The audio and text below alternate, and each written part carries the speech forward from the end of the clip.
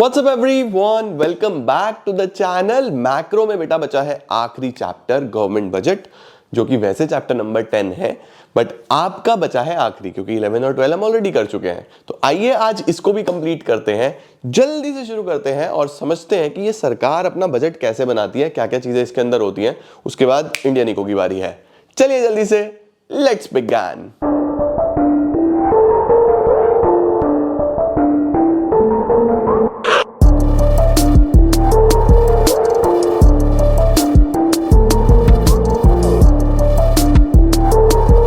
Start करते हैं बच्चों मीनिंग ऑफ गवर्नमेंट बजट के साथ। Sir meaning of government budget है क्या? ये गवर्नमेंट बजट देखो, ये एक एनुअल स्टेटमेंट है, यानी हर साल बनेगा। अब गवर्नमेंट का है तो सरकार बनाएगी।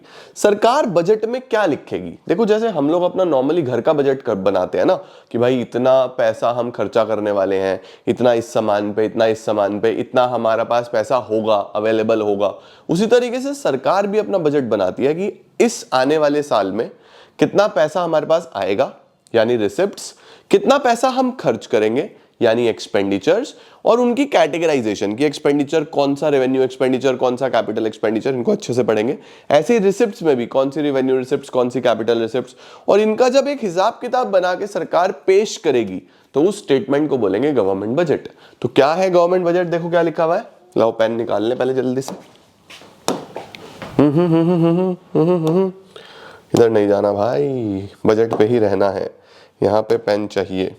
देखो, it is an annual statement. Annual का मतलब बेटा हर साल का, यानी बजट हर साल बनाया जाता है। क्या दिखाएगा?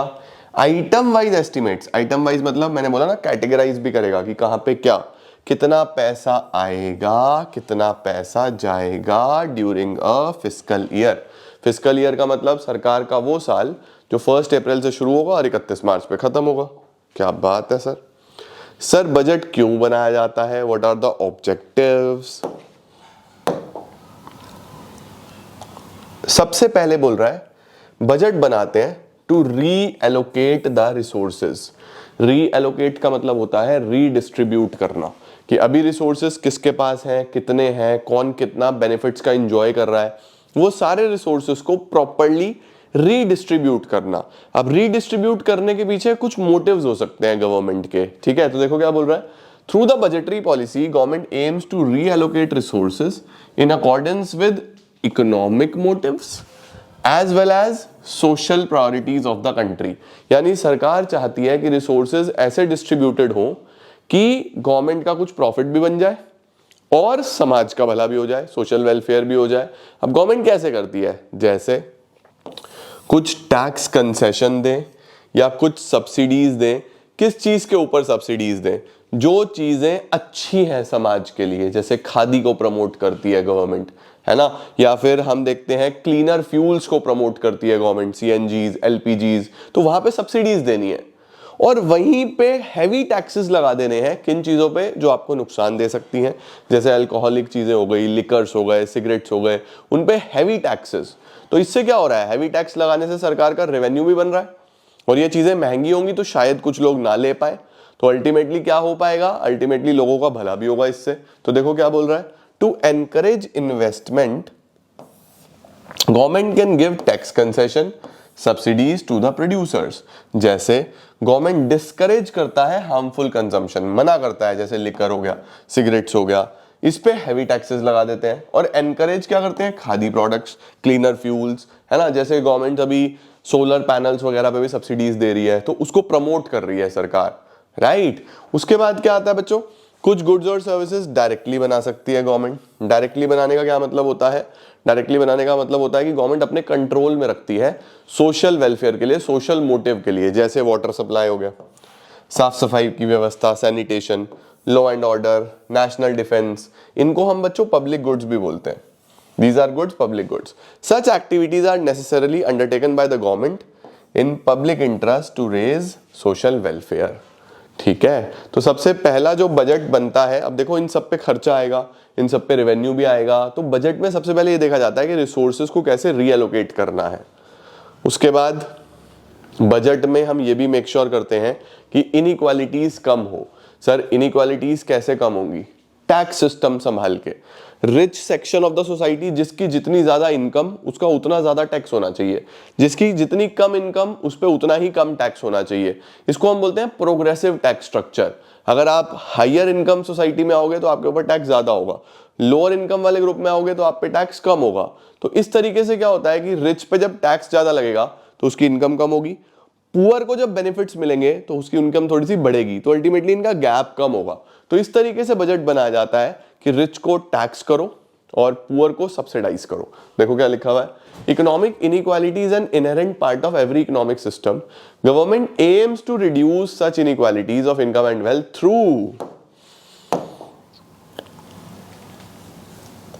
आजा भाई, through its budgetary policy, through its budgetary policy. Government aims to influence distribution of income by imposing tax on the rich, अमीर आदमी पे ज्यादा टैक्स लगाओ, spending more on the welfare of the poor, गरीब पे ज्यादा खर्चा करो, it will reduce income of the rich, income कम हो जाएगी रिच की और स्टैंडर्ड ऑफ लिविंग बढ़ जाएगा पुअर का। ठीक हो गया बेटा। इसके बाद आता है economic stability. Sir what is economic stability?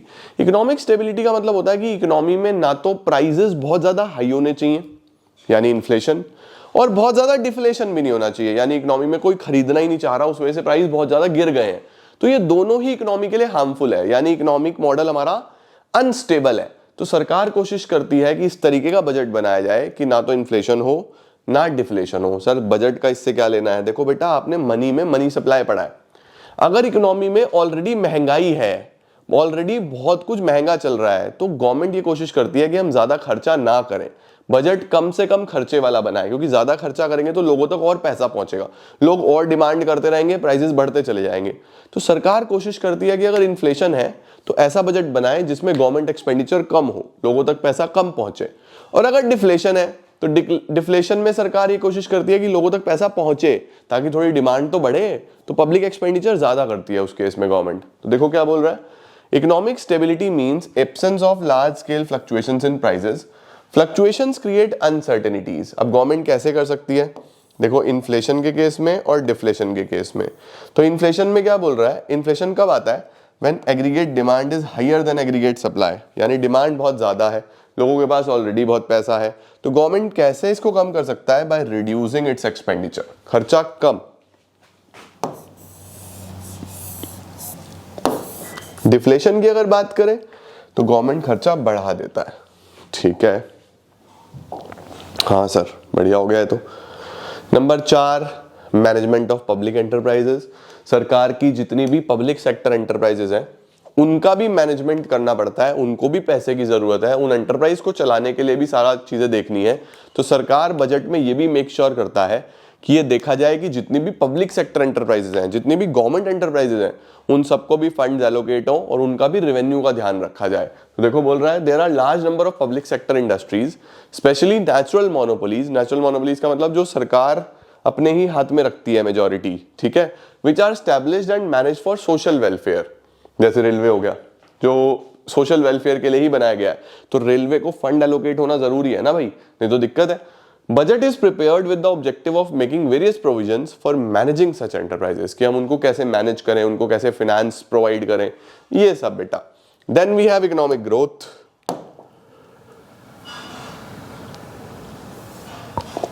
Economic growth की बेटा जब भी हम बात करेंगे तो ध्यान रखना, जीडीपी ग्रोथ की बात हो रही है कि बजट इस तरीके से बनाओ कि जो प्रोडक्शन करने वाली फर्म्स हैं उन तक बेनिफिट्स पहुंचे, उन तक इंसेंटिव्स पहुंचे, उन तक फायदे पहुंचे, ताकि ज्यादा से ज्यादा प्रोडक्शन हो।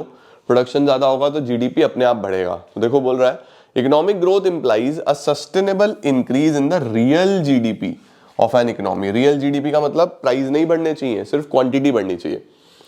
That is an increase in the volume of goods and services produced in the economy.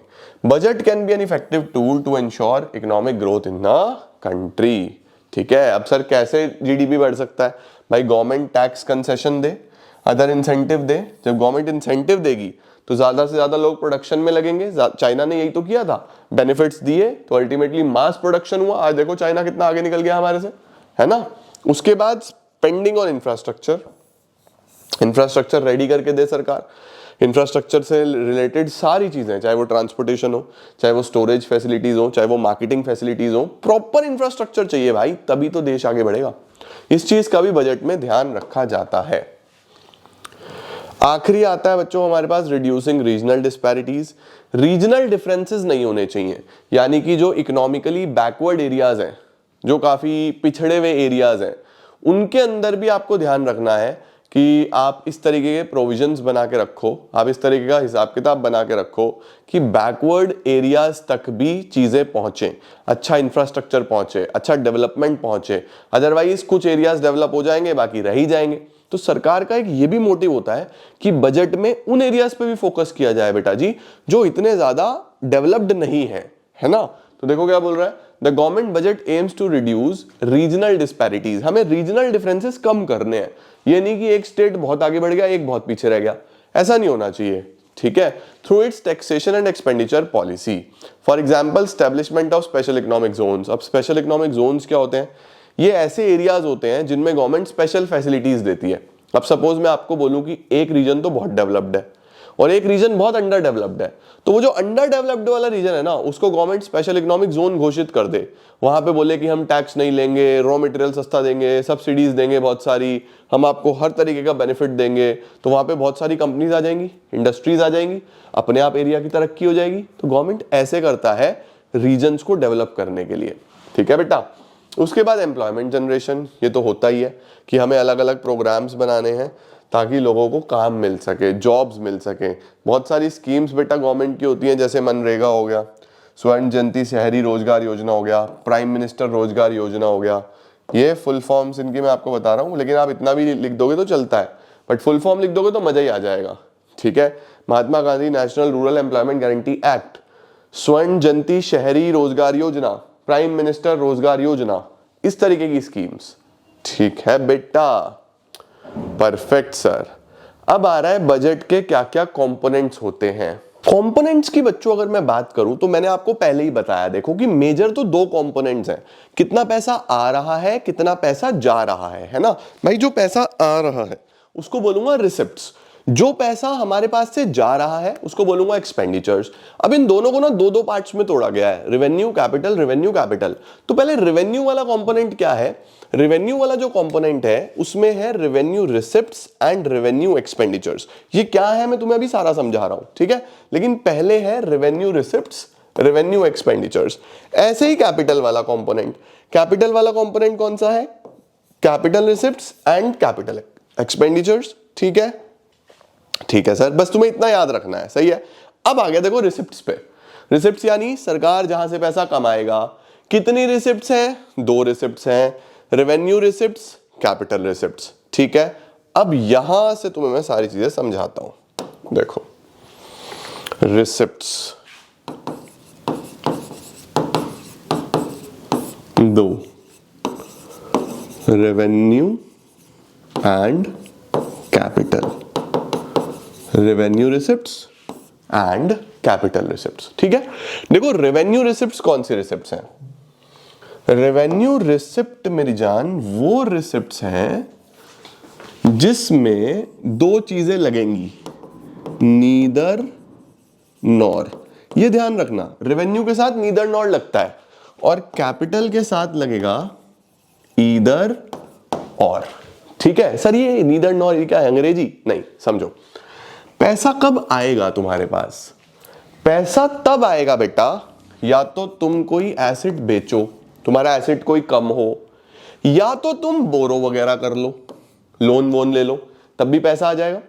तो जनरली रिसिप्ट का नेचर क्या होता है, ये या तो एसेट कम होता है या लायबिलिटी बढ़ती है, ऐसा कुछ होता है। अब रेवेन्यू रिसिप्ट में ये दोनों ही नहीं होंगे नीदर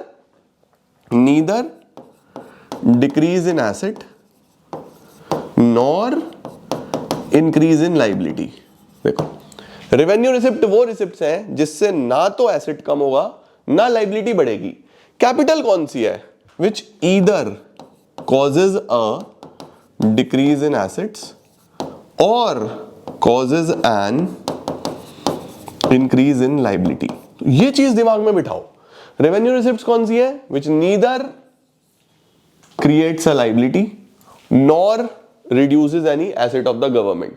सिमिलरली कैपिटल कौन सी है, which either creates a liability or reduces the asset of the government. ठीक है, अब सर इसके एग्जांपल्स बताओ। देखो एग्जांपल देखो, रेवेन्यू में सबसे पहले टैक्सेस ले लो। भाई सरकार जो तुम्हारे से टैक्स लेती है, सरकार के लिए रिसिप्ट है ना। अब जो टैक्स लेती है उससे कोई गवर्नमेंट का एसेट थोड़ी कम होता है, ना ही गवर्नमेंट की कोई लाइबिलिटी बढ़ती। टैक्स कोई वापस करती है जो लाइबिलिटी बढ़ रही है, ऐसा तो कुछ नहीं है। टैक्सेस ले लो, सरकार आपसे फीस लेती है हर चीज की। भाई कोई भी सर्टिफिकेट लेना है, रजिस्ट्रेशन लेना है, हर चीज की तो फीस है। आधार बनवाना है, आधार पे कुछ काम करना है, चेंज कराना है, उस पर भी एक बेसिक सी फीस रखी हुई है। हर चीज पे फीस, दुनिया भर के फाइन्स, दुनिया भर की चालान्स, पेनल्टीज, तो कितनी सारी ये चीजें हैं बेटा, ये सारी रेवेन्यू रिसिप्ट्स हैं। ठीक है, एक पॉइंट और रेवेन्यू में ध्यान रखना, एक तो ये पॉइंट हो गया, दूसरा रेवेन्यू ना रेकरिंग होते हैं। रेकरिंग का मतलब होता है बार बार बार बार बार सरकार को टैक्सेस मिलते ही रहते हैं, सरकार को फीस, फाइन्स, पेनल्टीज मिलती ही रहती हैं। ठीक है, कैपिटल में या तो ये और नॉन रेकरिंग। नॉन रेकरिंग का मतलब होता है बेटा कभी कभी, कभी कभी वाली चीजें हैं सरकार के लिए कैपिटल रिसिप्ट। अब इसमें क्या क्या आता है, इसमें आता है लोन लेना। ठीक है, जैसे लोन्स हो गए, बोरोइंग्स हो गई, है ना, लोन लेना या लोन को चुका देना, रीपेमेंट ऑफ लोन। भाई अगर लोन ले लिया तो लाइबिलिटी बढ़ गई, लोन चुका दिया, ठीक है, तो उस केस में क्या होगा, रीपेमेंट मत लिखो, रिकवरी लिखो, रिकवरी। रीपेमेंट तो एक्सपेंडिचर हो गया, रिकवरी ऑफ लोन्स। ये रिकवरी ऑफ लोन, कौन लोन चुका रहा है, हमने किसी को लोन दिया हुआ था, उसने चुका दिया। तो हमने अगर किसी को लोन दिया हुआ था तो बेसिकली वो हमारे लिए एसेट था, मैंने आपको लोन दे दिया, मेरे लिए एसेट है, मुझे आपसे पैसा लेना है, आपने दे दिया मुझे वो पैसा वापस, पैसा आ गया लेकिन मेरा एसेट तो कम हो गया। तो बोरोइंग्स हो गया, रिकवरी ऑफ लोन हो गया, और कुछ अदर रिसिप्ट्स भी होती हैं, वो सब कैपिटल रिसिप्ट्स में आ जाती हैं। तो सरकार के लिए बेटा जो रिसिप्ट्स हैं वो ये पूरा आपको मैंने चार्ट के थ्रू समझाया। रिसिप्ट वो है जिससे या तो एसेट कम होता है या लाइबिलिटी बढ़ती है। रेवेन्यू रिसिप्ट में इसमें से कुछ भी नहीं होता, नीदर नॉर। कैपिटल में इन दोनों में से कोई एक जरूर होगा। तो इसको याद कैसे रखते हैं बेटा, रिसिप्ट्स में RNCE, रेवेन्यू में नीदर नॉर, कैपिटल में ईदर और। RNCE याद रखना, और ये जनरल नेचर तो तुम कॉमन सेंस से समझ ही सकते हो। पढ़े, चलो। Revenue receipts, capital receipts, borrowings, recovery of loans, other receipts. Revenue में टैक्सेस हो गई, फिर नॉन टैक्स हो गए। इसका स्क्रीनशॉट लो, इनको डिटेल में पढ़ाता हूं। डन? हाँ sir. Revenue receipts refers to those receipts which neither create any liability, ना लाइबिलिटी बनेगी, nor cause any reduction in the assets of the government, ना एसेट कम होंगे। These are regular in nature, बार बार होंगी, and received in the normal course of business. सही है, परफेक्ट, इतना ही पढ़ना है बस। उसके बाद दो सोर्सेज हैं बेटा। कौन कौन से दो सोर्सेज हैं? सरकार को जो रेवेन्यू होता है वो या तो टैक्सेस से होता है या अदर सोर्सेज से होता है। जो टैक्स से होता है उसको टैक्स रेवेन्यू बोलते हैं, जो अदर सोर्सेज से होता है उसको नॉन टैक्स रेवेन्यू बोलते हैं। इधर से खड़े होकर बढ़ाता हूं। जो टैक्स से होगा वो टैक्स रेवेन्यू, जो अदर सोर्सेज से होगा वो नॉन टैक्स रेवेन्यू। ठीक है, टैक्स रेवेन्यू कौन सा है बेटा? टैक्स रेवेन्यू वो टोटल रेवेन्यू है जो सरकार को टैक्सेस से कलेक्ट हुआ, जो गवर्नमेंट ने आपसे टैक्सेस लिए, उससे जो भी सरकार को पैसा कलेक्ट हुआ उसको टैक्स रेवेन्यू बोल देते हैं बेटा। सही है। दो प्रकार के टैक्सेस होते हैं, डायरेक्ट और इनडायरेक्ट। ये समझने वाला पॉइंट है। देखो बड़े ध्यान से समझाता हूं तुम्हें। डायरेक्ट और इनडायरेक्ट का क्या मतलब है बच्चों? डायरेक्ट टैक्स वो टैक्स है सबसे पहले जो आपका टैक्स आप ही को भरना है।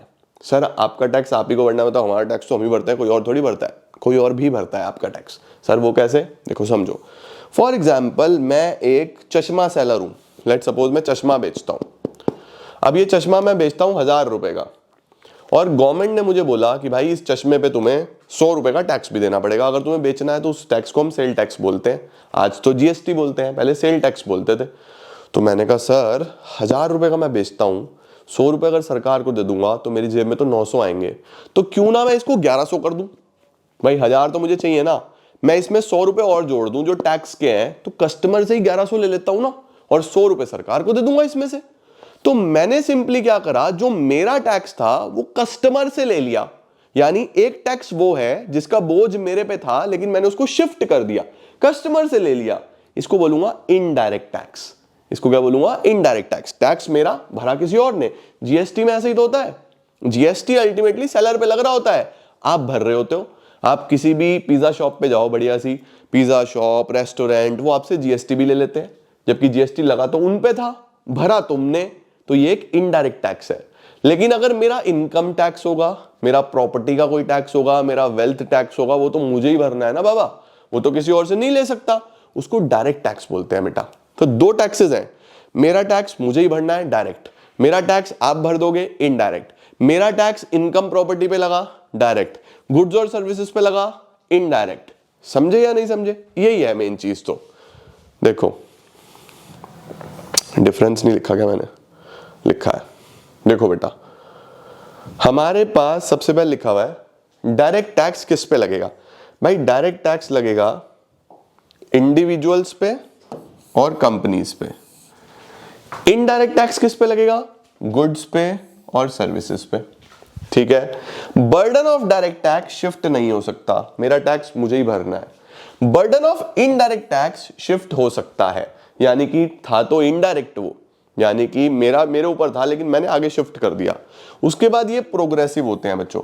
प्रोग्रेसिव का मतलब मैंने आपको भी बताया ना, ज्यादा इनकम होगी तो ज्यादा इनकम टैक्स, कम इनकम होगी तो कम इनकम टैक्स, यानी कि आपकी इनकम के साथ टैक्स भी बढ़ता चला जाएगा।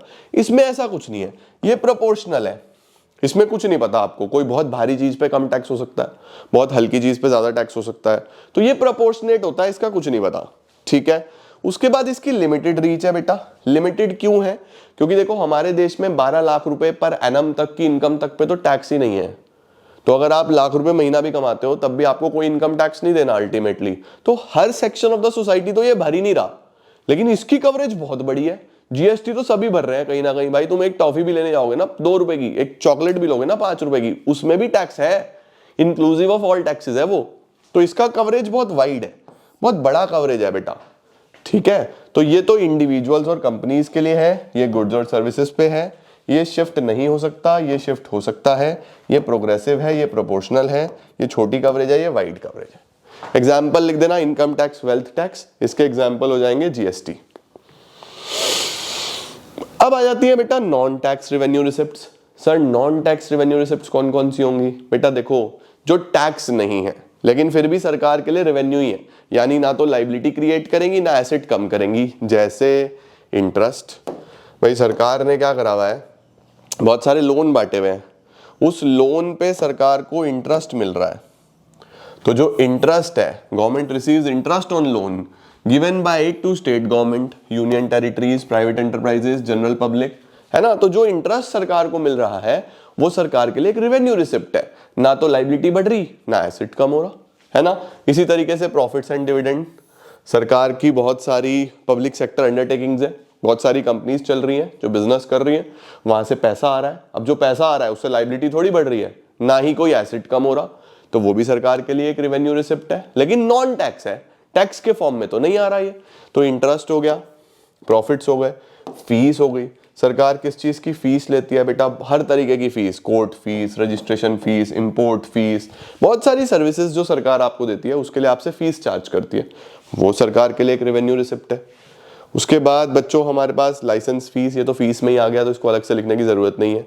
फाइन्स एंड पेनल्टीज, भाई कुछ भी गड़बड़ करोगे, कोई रूल्स को, रेगुलेशंस को नहीं मानोगे तो उस पर फाइन लगना, पेनल्टी लगना, ये सब बेटा इधर आ जाता है। They refer to those receipts which are received from the law breakers. भाई जो पेनल्टीज तुमने लगाई किस पे? लॉ ब्रेकर्स पे, उनसे जो तुम्हें रिसीव हुई वो बेसिकली क्या है? गवर्नमेंट के तो रेवेन्यू रिसिप्ट है। फाइन्स पेनल्टीज गवर्नमेंट को रेगुलरली मिलती रहती है, कोई ना कोई बिना हेलमेट के रेड लाइट क्रॉस करेगा, ओवर स्पीडिंग करेगा, और भी 100 प्रकार के चालान है, वो सब सरकार के लिए रेवेन्यू रिसिप्ट है। एस्चीट, ये इंपॉर्टेंट है बेटा, एस्चीट 1 नंबर में पूछ लेता है साउदर्न इंडिया। सर एस्चीट क्या होता है? एस्चीट का मतलब होता है बच्चों the claim of the government on the property of a person. भाई किसी इंडिविजुअल की संपत्ति है और वो इंडिविजुअल चल बसा, तो वो संपत्ति किसके नाम हो जाएगी? सरकार उसको एक्वायर कर लेगी, सरकार उसको एक्वायर करके उसको बेचेगी, पैसा रिकवर हो जाएगा गवर्नमेंट के पास। तो जो पर्टिकुलर इंडिविजुअल जो चल बसा और उसका कोई लीगल हेयर नहीं है, कोई वारिस नहीं है फर्दर, भाई वारिस है तो वो संपत्ति उसकी, लेकिन बेसिकली अगर कोई वारिस ही नहीं है तो फिर वो किसकी हो गई, वो बेसिकली गवर्नमेंट एक्वायर कर लेती है। तो सरकार के लिए ये भी एक रेवेन्यू रिसिप्ट है, ना तो भाई लाइबिलिटी बढ़ी ना एसेट कम हुआ, है ना। गिफ्ट्स एंड ग्रांट्स, अब मोदी जी घूमने जाते हैं कई जगह, वहां से गिफ्ट ले आते हैं, वो सब भी रेवेन्यू रिसिप्ट्स है। फॉर फीचर भी एक पेनल्टी है, ये जो फाइन्स एंड पेनल्टीज है ना, इसी का पार्ट है ये भी। ये एक पेनल्टी है अगर आप कोर्ट का ऑर्डर नहीं मानते तो। कोर्ट ने आपको कोई आदेश दिया, आपने नहीं माना, कोर्ट आपके ऊपर सीधा पेनल्टी लगाएगा, क्योंकि कोर्ट को तो मानना पड़ेगा ना आपको। नहीं मानोगे पेनल्टी लगेगी, वो भी रिसिप्ट है, ठीक है। इसके बाद स्पेशल असेसमेंट। स्पेशल असेसमेंट क्या होता है बेटा, जैसे कोई लैंड है, ठीक है, उस लैंड की एक वैल्यू है, अब उसके आसपास कोई सरकार ने बहुत बड़ी डेवलपमेंट कर दी। अब अगर उसके आसपास सरकार ने कोई बहुत बड़ी डेवलपमेंट कर दी तो उस सिनेरियो में बेटा, उस सिनेरियो में उस लैंड की भी वैल्यू बढ़ जाएगी। तो सरकार बोलती है भैया ये जो वैल्यू बढ़ी है हमारी डेवलपमेंट की वजह से बढ़ी, तो हमें भी इसका एक वैल्यू मिलना चाहिए। तो सीधा नोटिस जाता है कि इतना अमाउंट हमें दे दो, तो सरकार के लिए वो भी रिसिप्ट है ना। अब ये जो सरकार को रिसिप्ट मिल रही है स्पेशल असेसमेंट के केस में, कोई लोन थोड़ी ना है, लाइबिलिटी थोड़ी बढ़ रही है, ना एसेट कम हो रहा, तो ये भी रेवेन्यू रिसिप्ट है, लेकिन ये नॉन टैक्स है, ठीक है। बढ़िया सर। फिर टैक्स और नॉन टैक्स में फर्क, टैक्स वो है जो सरकार को टैक्स रेवेन्यू से होगा जनरेट, ये अदर सोर्सेज से होगा। टैक्स एक कंपलसरी पेमेंट है जो करना ही पड़ता है, नॉन टैक्स कंपलसरी नहीं है, गवर्नमेंट कुछ सर्विसेज देती है उसके बदले में आपको मिलता है ना। बेनिफिट, कोई डायरेक्ट बेनिफिट टैक्स भरने वाले को नहीं मिलता, मतलब डायरेक्टली सरकार, अगर मैं भी टैक्स भर रहा हूं तो डायरेक्टली मुझे कुछ नहीं मिल रहा, इनडायरेक्टली बहुत सारी चीजें मिल रही है ना। तो डायरेक्टली कि गवर्नमेंट मेरे घर आके कोई चीज देके जाएगी ऐसा नहीं होता, इसमें सर्विसेज के बदले में दी जाती हैं ये सारी की सारी पेमेंट्स। फिर एग्जांपल्स आ गए।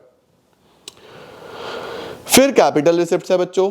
कैपिटल तो आपको पता ही है, ईदर और, या तो लाइबिलिटी बनेगी या एसेट कम होगा।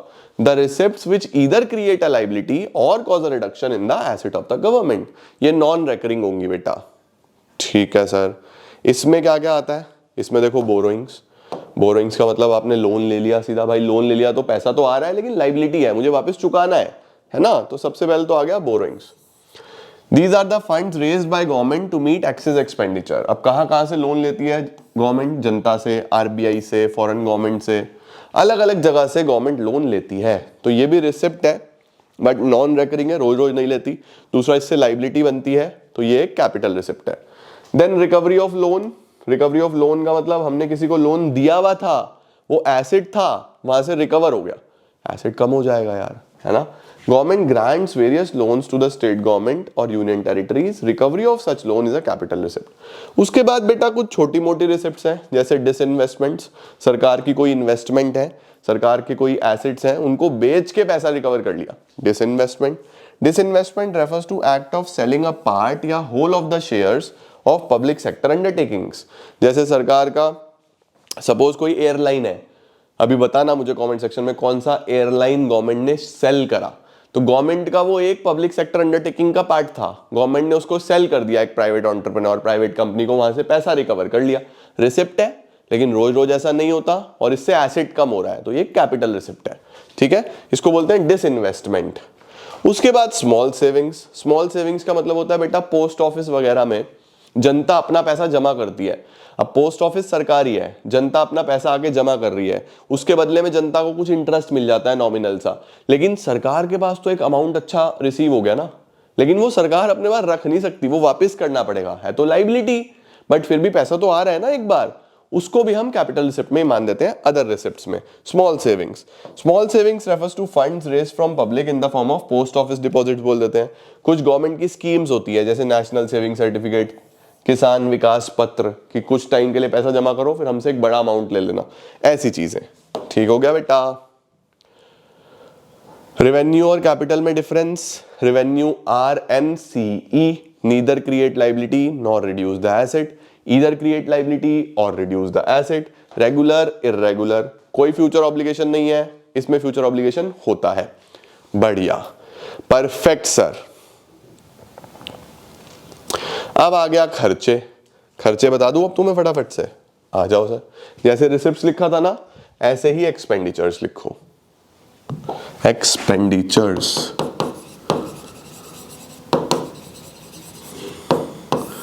बच्चों एक्सपेंडिचर भी दो तरीके के, ये तो बहुत आसान है, रिसिप्ट्स में तो काफी कुछ था पढ़ने के लिए, इसमें नहीं है।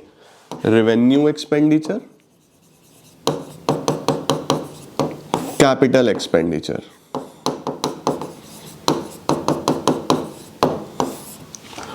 फिर से RNCE, रेवेन्यू के साथ नीदर नॉर, कैपिटल के साथ ईदर और। एक्सपेंडिचर का नेचर क्या है? खर्चा जब होता है या तो लाइबिलिटी कम होती है या एसेट बनता है, उसका उल्टा। भाई खर्चा करोगे तो एसेट बनेगा ना कोई, है ना, और या फिर लाइबिलिटी चुका रहे हो तुम, तभी तुम्हारी जेब से पैसा जा रहा है। तो यहां पे क्या बोलूंगा, नीदर क्रिएट एन एसेट, ना तो एसेट बनेगा, नॉर रिड्यूस अ लाइबिलिटी, ना तो एसेट बनेगा ना लाइबिलिटी कम होगी।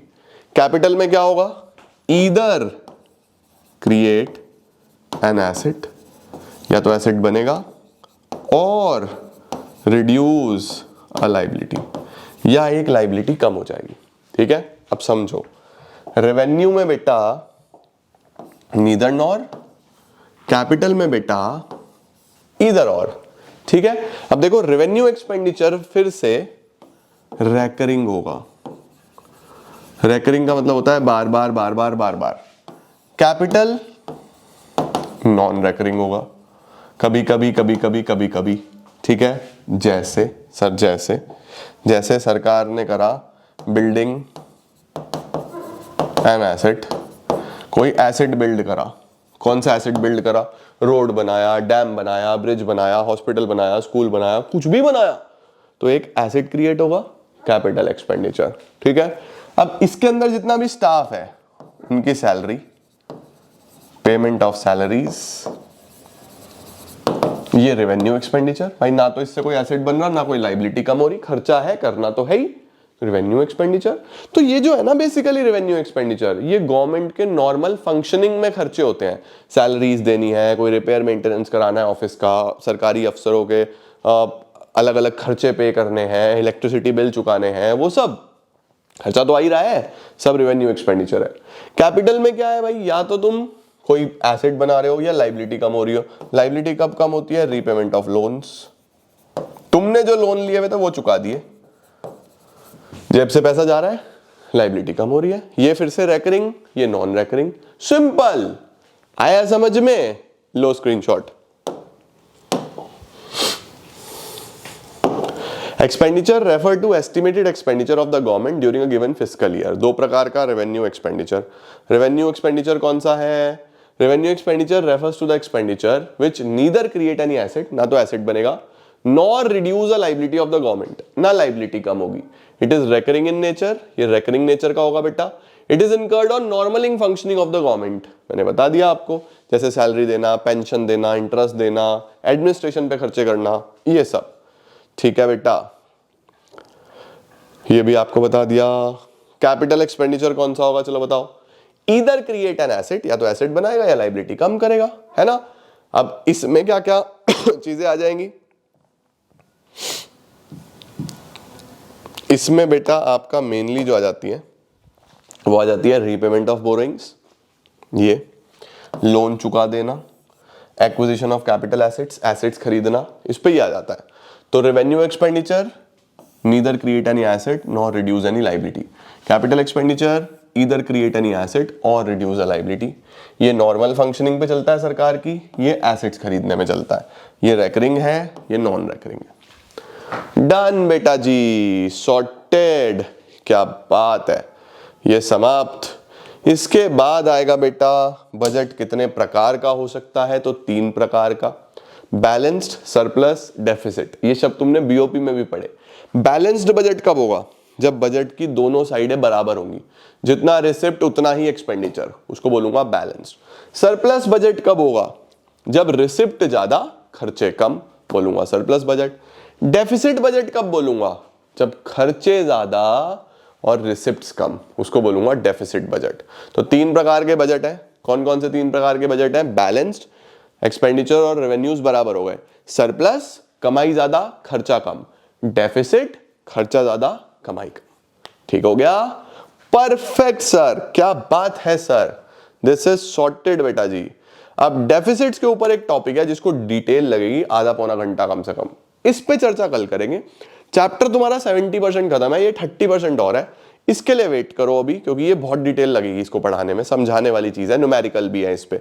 इसको कल करते हैं और बजट भी हमारा समाप्त, उसी के साथ मैक्रो भी समाप्त, फिर इंडियन इको कराता हूं तुम्हें बेस्ट। ठीक है? Thank you so much everyone, keep growing, keep glowing and keep smiling.